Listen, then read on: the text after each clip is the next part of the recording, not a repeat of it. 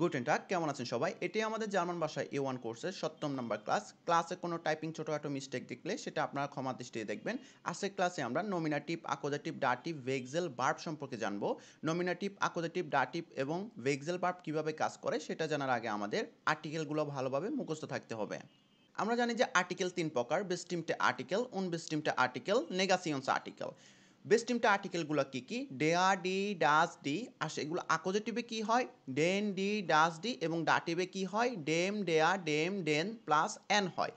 যেমন উদাহরণস্বরূপ লেরারের আর্টিকেল হচ্ছে ডেয়া। আমরা যদি লেরার নাউনটা যদি কোনো অ্যাকুজেটিভ কেসে ইউজ করতে যাই তাহলে সেটা ডেয়ার পরিবর্তে আমরা ডেন বসাতে হবে। আর যদি আমরা কোনো ডাটিভ কেসে বসাতে যাই তাহলে সেটা লেরারের আর্টিকেলটা ডেয়ার পরিবর্তে ডেম বসাতে হবে। একইভাবে ফেমিনিনসে ডি আর্টিকেলের যে নাউনগুলো আছে সেগুলো যদি আমরা অ্যাকুজেটিভে ইউজ করতে যাই তাহলে ডি এ থাকবে, কিন্তু আমরা যদি ডাটিভে ইউজ করতে যাই তাহলে সেগুলার আর্টিকেলগুলো ডেয়া বসবে, ডি বসবে না। নয়টুমো সেম ডাস আর্টিকেলের যে নাউনগুলো আছে সেগুলো যদি আমরা অ্যাকুজেটিভে ইউজ করতে যাই তাহলে ডাসে থাকবে, কিন্তু যদি আমরা ডাটিভে ইউজ করতে যাই তাহলে সেটা আর্টিকেলটা ডেম বসবে, ডাস না বসে।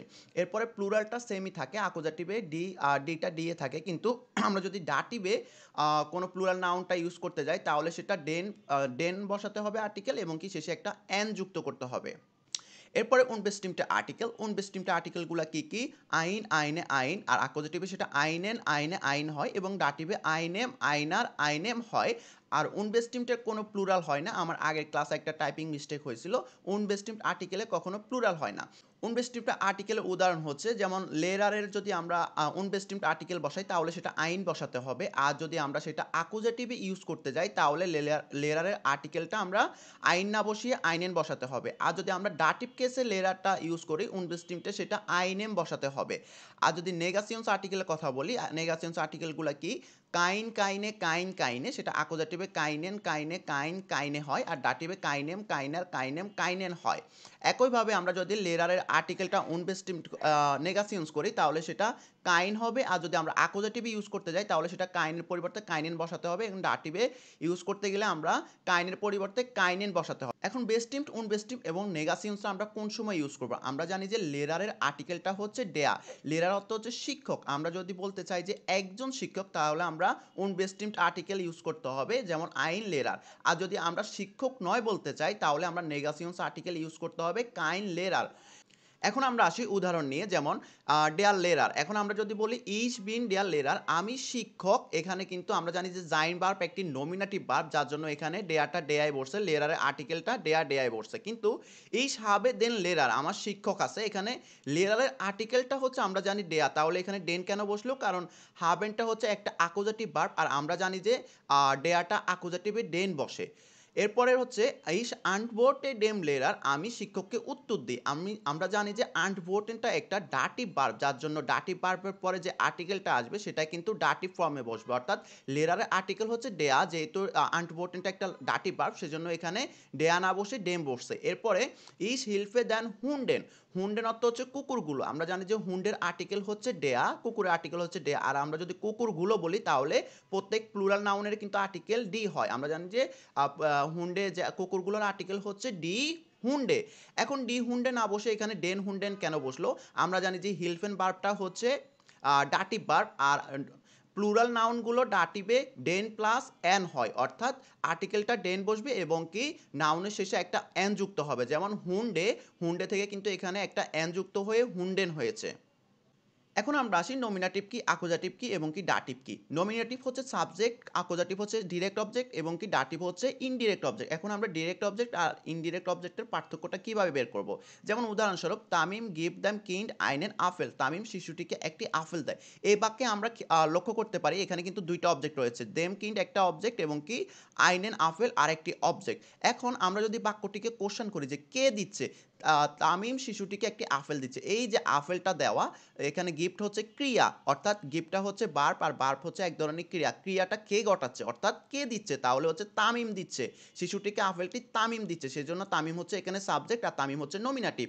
আর আমরা যদি প্রশ্ন করি যে কি দিচ্ছে, অর্থাৎ তামিম যে দিচ্ছে, যে ক্রিয়াটা ঘটাচ্ছে সেটা কি ক্রিয়া ঘটাচ্ছে অর্থাৎ কি দিচ্ছে, তাহলে সেটা হবে আপেল দিচ্ছে, সেজন্য এখানে আপেলটা হচ্ছে ডিরেক্ট অবজেক্ট। আর যদি আমরা বলি যে কাকে দিচ্ছে সেটা হবে ইনডিরেক্ট অবজেক্ট, অর্থাৎ অর্থাৎ তামিম যে আপেলটা দিচ্ছে কাকে দিচ্ছে সেটা হচ্ছে বাচ্চাটিকে অর্থাৎ শিশুটিকে দিচ্ছে, সেজন্য এখানে শিশুটি হচ্ছে ইনডিরেক্ট অবজেক্ট। এজন্য এখানে আপেলের আর্টিকেলটা অ্যাকুজাটিভে বসবে, যেহেতু ডিরেক্ট অবজেক্টটা হচ্ছে অ্যাকুজাটিভ, আর যেহেতু ইনডিরেক্ট অবজেক্টটা হচ্ছে ডাটিভ, সেজন্য এখানে কিন্ডের আর্টিকেলটা ডাটিভে বসছে। কিন্ডের ডাস আর্টিকেলটা ডাটিভে ডেম হয় এবং কি আপেলের উনবেস্টিমটে আর্টিকেল আইনটা অ্যাকুজাটিভে আইনেন হয়।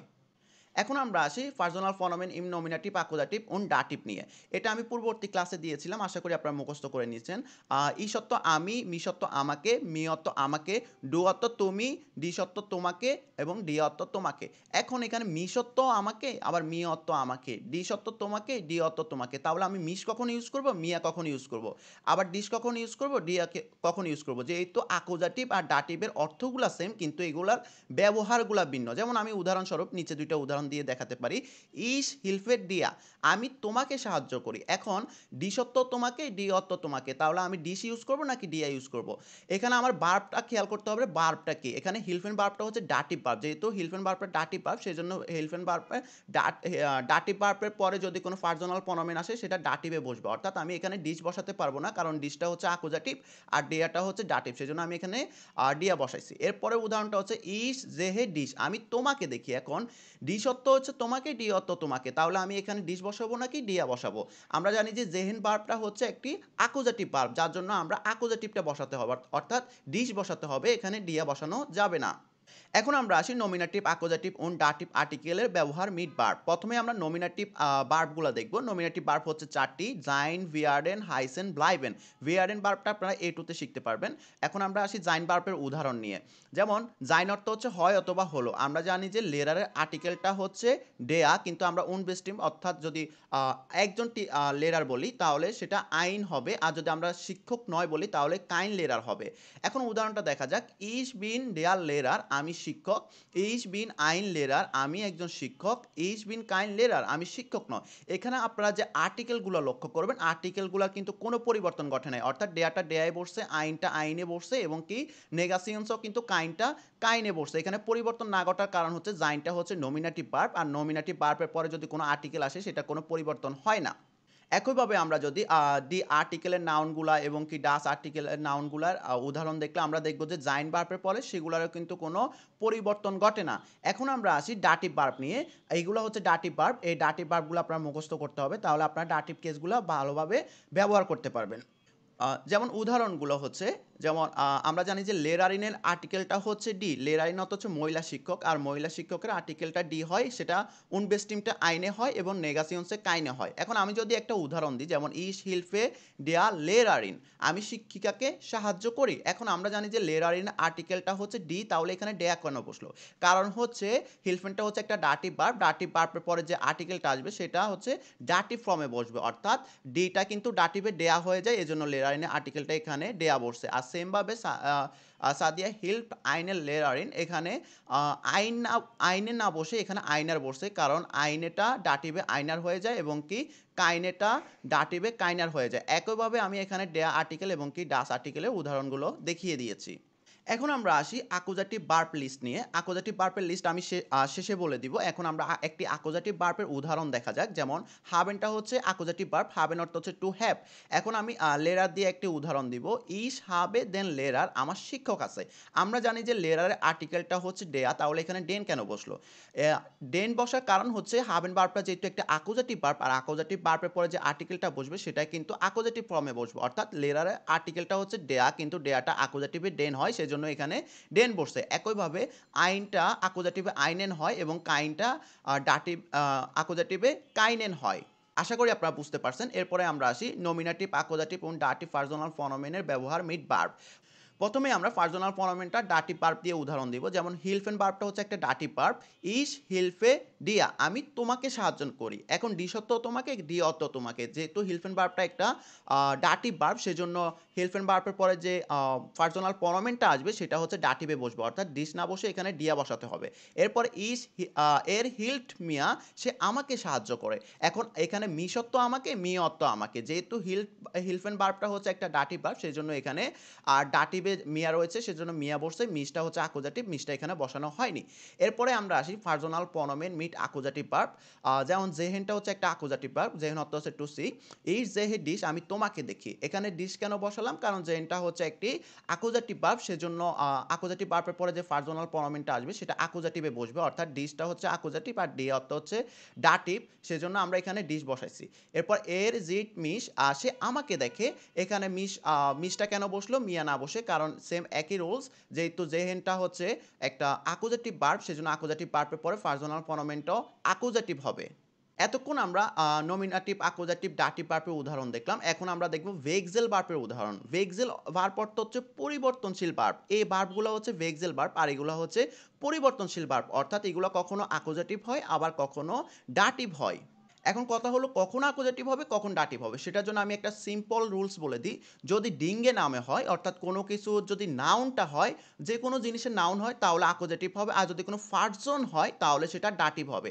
যেমন উদাহরণস্বরূপ ইস জেন্ডে দি কাস্টেন, আমি বক্স পাঠাই। এখানে বক্সটা যেহেতু একটা নাউন, নাউনের কিন্তু একটা আর্টিকেল রয়েছে, সেজন্য এটা অ্যাকুজেটিভ হবে। আর যদি আমরা কোনো পার্সনের কথা বলি, যেমন এইচ গ্লাউবে ডি, আমি তোমাকে বিশ্বাস করি। এখানে ডি আর তুমি, অর্থাৎ ডি অর্থ তোমাকে, আর তুমি হচ্ছে একজন পার্সন, যার জন্য এটা ডাটিভ হবে। এখানে রুলসটা হচ্ছে কোনো জিনিসের নাম, যে কোনো জিনিসের নাম আসলে সেটা অ্যাকুজেটিভ হবে, আর যদি কোনো পার্সন আসে তাহলে সেটা ডাটিভ হবে। এরপরের উদাহরণটা আমরা দেখি, যদি সেন্টেন্সে দুইটা অবজেক্ট থাকে তাহলে সেক্ষেত্রে কি হবে? ডু কোক্সড মিয়া আইনে জুফে, তুমি আমাকে একটি স্যুপ রান্না করে দাও। এখন এখানে মিয়াটাও হচ্ছে একটা অবজেক্ট এবং কি জুফও একটা অবজেক্ট। এখন আমরা খেয়াল করতে হবে কোনটা ডিরেক্ট অবজেক্ট কোনটা ইনডিরেক্ট অবজেক্ট। যেহেতু এই বাক্যে দুইটা অবজেক্ট রয়েছে, মিয়াও একটা অবজেক্ট এবং কি জুফও একটা অবজেক্ট, আমরা জানি যে ভেক্সেল ভার্বগুলো আছে সেই ভার্বগুলোর পরে যদি কোনো পার্সন আসে তাহলে সেটা ডাটিভ হবে, আর যদি কোনো নাউন আসে সেটার আর্টিকেলটা হবে অ্যাকুজেটিভ। অর্থাৎ এখানে খেয়াল করেন মিয়াটা হচ্ছে, মিয়া মানে হচ্ছে আমাকে, আর আমি কিন্তু একজন পার্সন, যার জন্য এখানে ডাটিভ বসছে, মিস না বসে মিয়া বসছে। আর আইনে জুপে, আইনে জুপে যদি বলতে যাই, সুপটা কিন্তু কোনো জিনিসের নাম, সেজন্য এখানে আর্টিকেলটা কিন্তু অ্যাকুজেটিভে বসবে, অর্থাৎ যেহেতু এটা জিনিসের নাম সেহেতু এটা অ্যাকুজেটিভ বসবে, এটা যেহেতু কোনো পার্সন না সেজন্য অ্যাকুজেটিভ হবে। একইভাবে দি ফির্মা ভিটেড মি আইনে স্টেল, এখন মিয়াটা একটা অবজেক্ট এবং কি স্টেলেনটা একটা অবজেক্ট, যেহেতু ভিটেনটা একটা ভেক্সেল ভার্ব, সেজন্য এখানে পার্সন আসার কারণে এখানে মিয়াটা হবে হচ্ছে ডাটিভে, আর ডাটিভে মিয়া হয়, আর হচ্ছে স্টেলেন যেটা আছে স্টেলেটা হচ্ছে পজিশন, সেজন্য স্টেলে যেহেতু কোনো কিছু নাউন সেজন্য এটা হবে অ্যাকুজেটিভ। আর আমরা যদি আরও সহজভাবে বলতে যাই, দি ফির্মা ভিটেড মি আইনে স্টেলে, কোম্পানিটি আমাকে একটি চাকরি অফার করে। এখন আমরা যদি বলতে যাই বাক্যের যে সাবজেক্ট রয়েছে সেটা কোন কাজটা ঘটাচ্ছে, অর্থাৎ ফির্মা যে অফার করতেছে, কি অফার করতেছে, তাহলে সেটা হবে স্টেলেন, অর্থাৎ আমাকে একটা চাকরি অথবা পজিশন অফার করতেছে, সেজন্য এখানে স্টেলেনটা হবে ডিরেক্ট অবজেক্ট, আর ডিরেক্ট অবজেক্টটা অ্যাকুজেটিভ হয়। আর যেহেতু এখন যদি প্রশ্ন করে যে কাকে স্টেলেনটা অফার করতেছে, তাহলে হবে মিয়া, অর্থাৎ আমাকে অফার করতেছে, সেজন্য আমি যেহেতু এখানে ইনডিরেক্ট অবজেক্ট সেজন্য এটা এমনিতে ডাটিভ হবে। আর আমরা অ্যাকুজেটিভ ভার্বের যে লিস্টটা আছে সেটা বলে দিই। আমরা এতক্ষণে নমিনেটিভ ভার্ব দেখলাম, ডাটিভ ভার্ব দেখলাম এবং কি ভেক্সেল ভার্ব দেখলাম। এই ভার্বগুলো ব্যতীত যতগুলো ভার্ব আছে সবগুলো হচ্ছে অ্যাকুজেটিভ ভার্ব। আমি আবারও বলছি, ভেক্সেল verb, dative verb, nominative verb ব্যতীত যত ভার্ব আছে সেগুলা সবগুলাকে আপনারা অ্যাকুজেটিভ ভার্ব হিসেবে ধরে নেবেন। এই ক্লাসটা আপনার প্রয়োজনে 2 বার করবেন, কারণ এই টপিকটা খুবই গুরুত্বপূর্ণ টপিক। আর নেক্সট ক্লাসে আমরা নমিনেটিভ, অ্যাকুজেটিভ, ডাটিভ মিট প্রিপজিশনের ব্যবহারটা শিখব। মনোযোগ দিয়ে ক্লাস করার জন্য আপনাদেরকে ধন্যবাদ। দেখা হচ্ছে পরবর্তী ক্লাসে। সবাই ভালো থাকবেন, সুস্থ থাকবেন, পড়ালেখা করবেন। আও বিডাজেহেন।